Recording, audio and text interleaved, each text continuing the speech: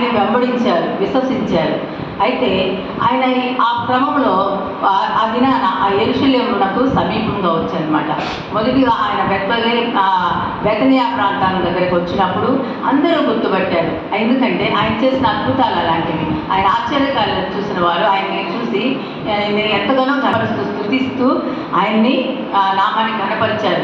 ప్రభువు పేరిట వచ్చి వారు స్తుతింపబడునుగా కానీ జయధ్వనులు చేశారనమాట. ఆయనకి ఘనమైన స్వాగతాన్ని ఇచ్చారు. కానీ అయితే అక్కడ అవన్నీ చూస్తున్నటువంటి వారు అనేకులు ఉన్నారు, పరిశీలు శాస్త్రులు. వారు ఏమంటున్నారంటే, వీళ్ళు మీ శిష్యులు అరుస్తున్నారు కదా, వారిని ఆపమని చెప్పమన్నప్పుడు ప్రభు అంటున్నాడు అనమాట, తన స్వరూపంలో సృష్టించినట్టు సృష్టి మనమైతే స్తుతించబడిన వారు ఆయన స్తుతించడం లేదు. కానీ వాళ్ళు ఆపారనుకోండి, ఈ యొక్క రాళ్ళు కూడా నేను స్తుతిస్తాయి నన్ను అని చెప్పేసి చెప్పాను. అంటే ఆయన నోటి మాటతో చేసినటువంటి సృష్టి కూడా ఆయన్ని స్తుతిస్తుందని చెప్పి ఆయన చెప్పడం జరుగుతుంది. ఆ తర్వాత ప్రభు ఆ సమయాన్ని ఆ యొక్క పట్టణానికంటే ఆ యెరూషలేము పట్టణానికి రావడం జరుగుతుంది. ఆ యెరూషలేమును చూసి ప్రభు ఎంతగానో దుఃఖపడుతున్నారు, ఏడుస్తున్నారు. ఎందుకంటే ఒకప్పుడు స్తుతియాగము అర్పించినటువంటి ఆ మందిరము, ఒకప్పుడు బలులు స్తుతులు చెల్లిస్తూ ప్రార్థనా ధూపం వేసినటువంటి ఆ యొక్క దేవాలయము అది ఎలా ఉందంటే, మనము కింద వచ్చిన 45వ వచ్చిన నుంచి మనం చూసినట్లయితే అక్కడ ఒక వ్యాపార నిలయంగా మారిపోయిందనమాట. ఆ యొక్క దేవాలయం యెరూషలేము పట్టణంలో ఉన్న దేవాలయం ఆ యొక్క వ్యాపార స్థలముగా మారిపోయింది. అక్కడ లోకానుసారమైన పనులు జరుగుతున్నాయి. ఆ లోకానుసారంగా వారు ఆ యొక్క వారి సంపదను పెంచుకోవడానికి అక్కడ ఒక వ్యాపార నిలయముగా దొంగల గుహగా చేశారు. అది చూసినప్పుడు ప్రభు ఎంతగానో ఇది నా ప్రార్థనా మందిరం, ఈ ప్రార్థనా మందిరాన్ని దొంగల గుహగా చేశారని చెప్పేసి ప్రభు అక్కడ కోపపడ్డాడు. అన్నింటినీ కూడా తొలగిస్తాడనమాట.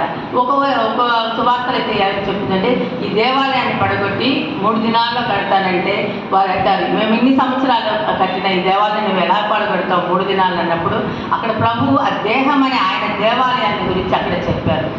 ఒక చూసినట్లయితే మనం కూడా ఆయన దేవాలయం మన హృదయం అనే దేవాలయంలో ఆయన ఉన్నాడనమాట. ఆనాడైతే యెరూషలేము దేవాలయం, ఈనాడైతే మన హృదయం అనే దేవాలయం. కాబట్టి ఆయన ఇక్కడ చూసి ఏడుస్తున్నాడు అనమాట, కన్నీరు విడిచాడు. ఎందుకంటే ఆయన ఏడుస్తుంది, ఈ విధంగా పాడైపోయింది ఈ పట్టణం అని చెప్పేసి ఏడుస్తున్నాడు అనమాట. చెట్టు నీవును ఈ దినమందే సమాధాన సంబంధమైన సంగతులు తెలుసుకునేది నీకు ఎంతో మేలు, కానీ ఇప్పుడు అవి నీ కన్నులకు మరుగు చేయబడి ఉన్నవి. ప్రభువు నిన్ను దర్శించు కాలము నువ్వు ఎరుగుకుంటేవి కనుక నీ శత్రువులు నిన్ను చుట్టుకట్టి ముట్టడి వేసి అన్ని ప్రక్కలు నిన్ను అరికట్టి నీలో ఉన్న నీ పిల్లలతో కూడా నిన్ను నేల కలిపి నీలో రాతి మీద రాయి వేసి దినములు వచ్చుచున్నవని చెప్పేవాము. అయితే ఇక్కడ ప్రభు 2 చెప్తున్నారు, ఈ దినమందైనా సమాధాన సంబంధమైన సంగతులు తెలుసుకునే నీకెంతో మేలు అని చెప్తున్నాను అనమాట. ఇక్కడ మనం చూసినట్లయితే ఈ యొక్క హృదయం అనే దేవాలయంలో ఆయన్ని మనం ప్రతిష్ఠించుకోవాలి. 1 పేతురు 3:11 నుంచి 16 చూస్తే మంచి విషయాలను మనము మన శ్రద్ధ నిలపాలి. ప్రభువుని మన హృదయంలో ప్రతిష్ఠించుకున్నట్లయితే మనం ఈ లోకానుసారమైనది ఏది కూడా మనలో ఉండదన్నమాట. అది ఎలా మనం చూసినట్లయితే ఆయన లోకంలో జీవిస్తున్నప్పుడు ఆయన అనేక ప్రాంతాల్లో నీతి సువార్తను ప్రకటిస్తున్నాడు, రాజ్యాన్ని ప్రకటించాడు, ఆ రాజ్య సువార్తను ప్రకటించాడు, పరిశుద్ధత కలిగి ఉండమని చెప్పాడు. అంటే మనం రక్షింపబడ్డాం, ఆయన రక్తంలో కడగబడిన మనము ఆయన పరిశుద్ధులు కాబట్టి మనము కూడా పరిశుద్ధులుగా ఉండాలని చెప్పేసి ప్రభు మనకు తెలియజేస్తూ ఇక్కడ చెప్తున్నాడు అనమాట. పరిశుద్ధత లేకుండా ఎవ్వరు కూడా ప్రభుని చూడలేమని చెప్తూ ఉన్నారు. అయితే మనము ఎలా ఉన్నాము, మన జీవితాలు ఎలా ఉన్నాయి, అక్కడ ఈ లోక సంబంధమైన దేవాలయాన్ని చూసి ఆయన ఏడ్చినప్పుడు ఇక మనము రక్షింపబడిన మనము ఆయన మన హృదయంలో ప్రతిష్ఠించుకొని ఆయన మన జీవితాల్లో చేర్చుకొని ఆయన వెంబడిస్తూ ఆయన మార్గాన్ని అనుసరిస్తున్న మన జీవితాలు ఎలా ఉన్నాయో మనం ఒకసారి మనం పరిశీలన చేసుకుందాం. ఎందుకంటే మన జీవితాల్లో ప్రభువు లేకపోతే మనము ఈ లోకంలో ఎంత రక్షింపబడ్డా కూడా విడవబడేవారుగా ఉంటాం. కాబట్టి మన జీవితాల్లో ఆయన నింపుకొని పరిశుద్ధత కలిగి జీవించినప్పుడు అనేకులు దేవుని యొద్దకు నడిపించేవారుగా ఉంటాం అనమాట. అలాంటి పరిస్థితుల్లో మనము ఈ లోకంలో అనేకులు రక్షణ లేని బిడ్డలు ఉన్నారు, వారందరికీ ఒక మాదిరిగా మనం ఉన్నామా లేదా అనేది మనం తెలుసుకోవాలి.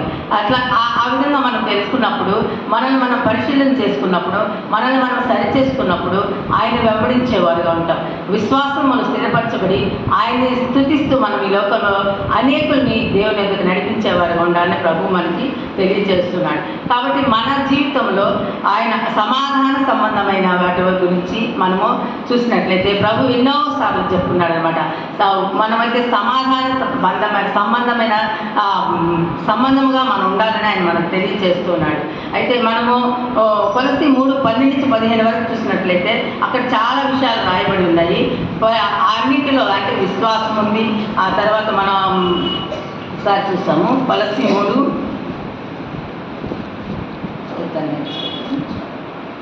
రెఫరెన్స్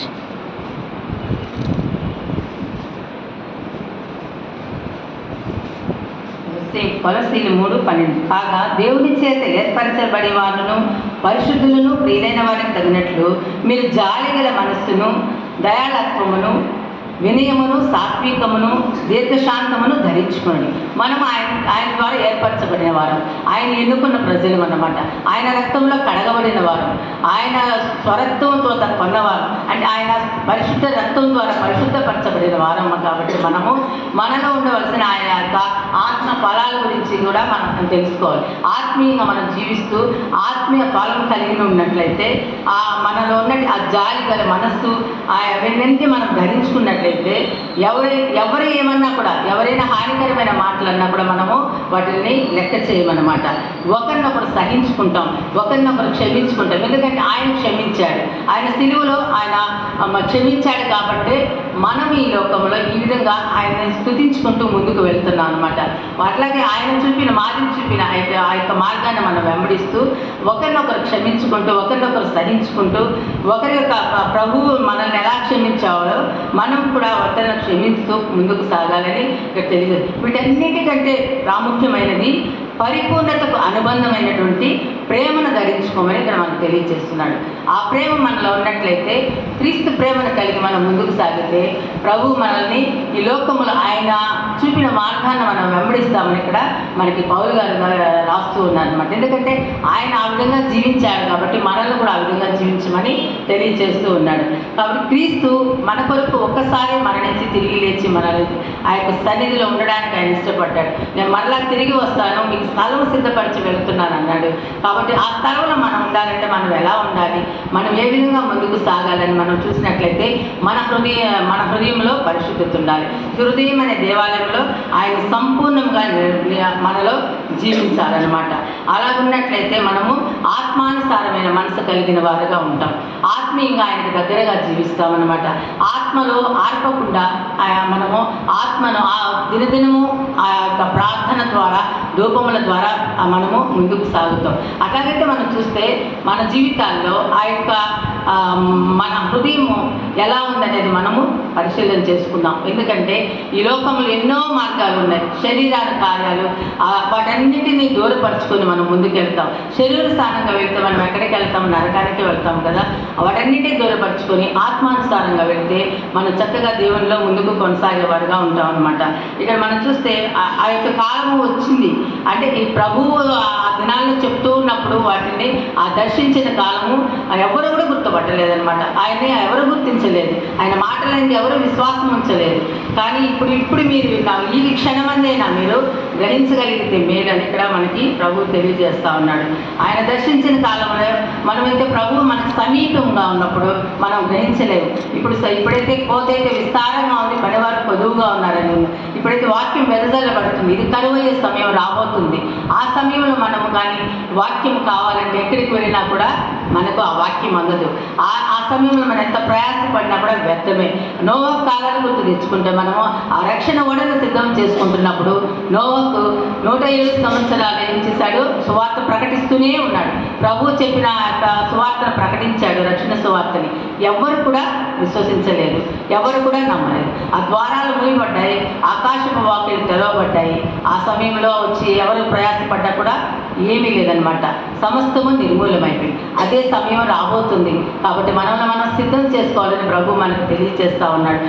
మనం చూసినట్లయితే రోమా 8 నుంచి మనం చూస్తే, రోమా పత్రికలో కాబట్టి 8:12 చూస్తే, కాబట్టి సహోదరులారా శరీరానుసారముగా ప్రవర్తించడం మనము శరీరములకు రుణస్థలము కాము, మీరు శరీరానుసారంగా ప్రవర్తించినలా చావవలసిన వారైందిరే కానీ ఆత్మహత్యత శారీరక క్రియలను చంపినలా జీవించలేరు.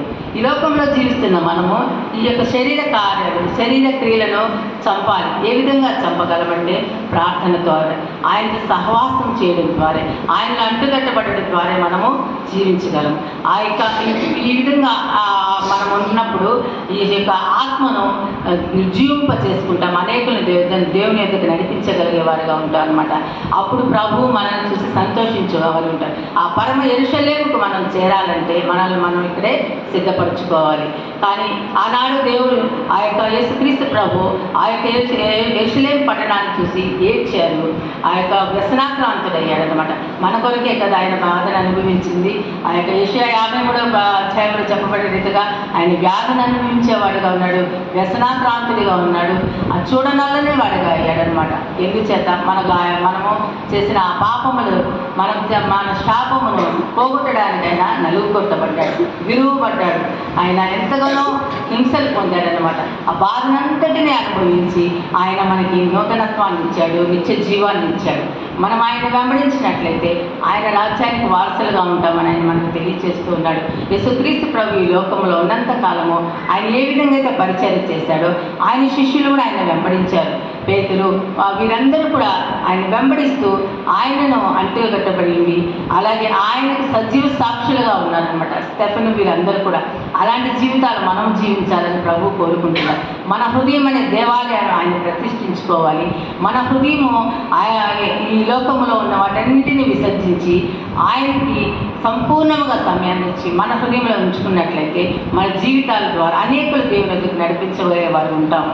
అటు యోగ్యతను దేవుడు మనకి ఇస్తున్నప్పుడు దాన్ని మనం అందిపుచ్చుకోవాలి. దాన్ని సమయం పోనీయకుండా సద్వినియోగం చేసుకుని ముందుకు వెళ్ళేవారుగా మనం ఉండాలని దేవుడు తెలియజేస్తున్నాడు.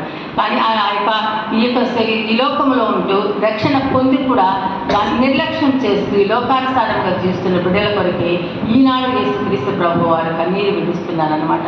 ఆనాడు ఆ దేవాలయాన్ని చూసి ఇచ్చారు. ఈనాడు మన హృదయం అనే దేవాలయంలో ఉన్నటువంటి ఆ చెడు కార్యాలు, ఈ లోక సంబంధమైన క్రియలు చూస్తూ మనం ఈ లోకానుసారంగా ఉన్నప్పుడు వాటిని విడిచిపెట్టకుండా వాటినే వెంబడిస్తూ అంటుకట్టబడి ఉన్నప్పుడు వాటిని చూసి దుఃఖపడుతున్నట్టుగా ఉంది. మనం చూసినప్పుడు సమాధానం కలిగి ఉన్నమాట. సమాధానపరచు వారు ధనిల వారు దేవుని చూసేందుకు అన్నారు.